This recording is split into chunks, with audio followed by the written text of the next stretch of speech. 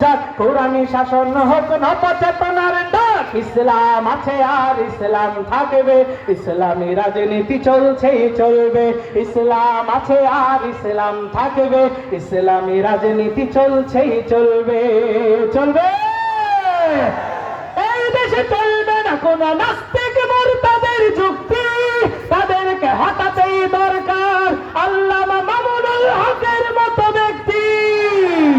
এই দেশে চলবে না কোন নাস্তিক মুরতাদের যুক্তি, তাদেরকে হটাতেই দরকার আল্লামা সাঈদীর মতো ব্যক্তি। যেখানেই প্রতিরোধ সেখানেই প্রতিশোধ, যেখানেই প্রতিরোধ সেখানেই প্রতিশোধ, তৈরি আমাদের থাকতে হবে ইনশাআল্লাহ। ইসলাম আছে আর ইসলাম থাকবে, ইসলামী রাজনীতি চলছেই চলবে। ইসলাম আছে আর ইসলাম থাকবে, ইসলামী রাজনীতি চলছেই চলবে। নেতা নয় নীতি চাই, কোরআনী শাসন চাই, ইসলামী হুকুমত চাই চাই চাই। নেতা নয় নীতি চাই, কোরআনী শাসন চাই, ইসলামী হুকুমত চাই চাই চাই। তাই মন গরম তবাদ যাক নিপাত যাক, মন গরম তবাদ যাক নিপাত যাক। কোরআনী শাসন হোক নবচেতনার ডাক, ইসলাম আছে আর ইসলাম থাকবে, ইসলামী রাজনীতি চলছেই চলবে। ইসলাম আছে আর ইসলাম থাকবে, ইসলামী রাজনীতি চলছেই চলবে। চলবে, চলবে। নারায়ে তাকবীর। সম্মানিত হাজিরিন, আজকে তৃতীয় এই চতুর্থ বার্ষিক মাহফিলে তৃতীয় বছরে আমি পদার্পণ করেছি, মানে আমি এসেছি। আজকে 3 বছর যাবৎ আসতেছি, আর আমারে মহব্বত করেন, ভালোবাসেন এই মসজিদের সম্মানিত মুতাওয়াল্লি আমাদের ফারুক ভাই। এই যে ফারুক ভাই দেখেন কি চমৎকার নুরানি চেহারা। ফারুক ভাইকে আমি গত বছরও দেখে গিয়েছি, দাড়িগুলো আগের তুলনায় অনেক পেকে গিয়েছে। কারণ আমরা মানুষ কতদিন বাঁচি জানা নেই।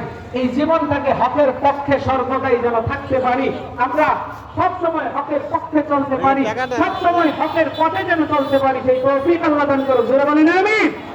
এই যে ফারুক ভাই আমাকে মহব্বত করে ভালোবেসে এখানে এনেছেন, আজকে ফারুক ভাইয়ের এই মাহফিলের ভিতরে যেহেতু একটা ঘটনা ঘটেছে, সাত ছাত্রীদের বিরুদ্ধে আমি কথা বলতে গিয়েছি, এখানে যারা বাধা দিয়েছে, আমি একটু ফারুক ভাইয়ের কাছ থেকে শুনতে চাই, আপনার এই মসজিদে কোন সাতপন্থী খুনিদেরকে জায়গাকে আপনি দেন?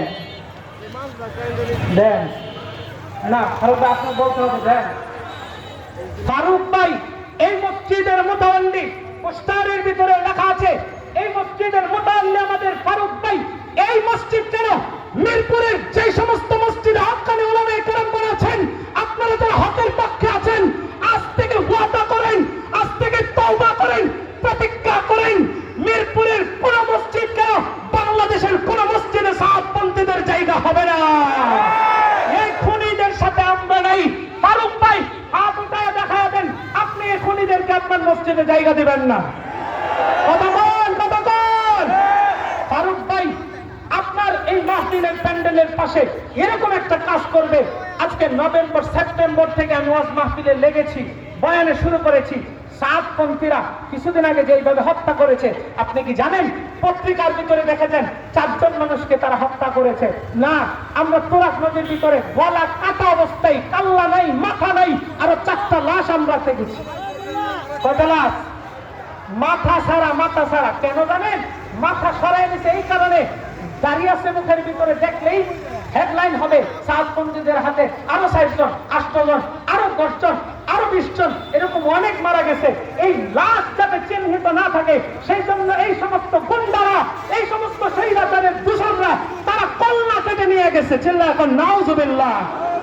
এই সমস্ত খুনিদের সাথে আমাদের সম্পর্ক আছে? এখানে যে 2 বাটপার এসে আমাকে বাধা দিয়েছে, স্পষ্টভাবে বুঝে গেছি এরা সাতপন্থীদের দালাল। এই খুনিদেরকে এলাকায় এলাকায় বয়কট করতে হবে, বয়কট করতে হবে। সম্মানিত হাজিরিন,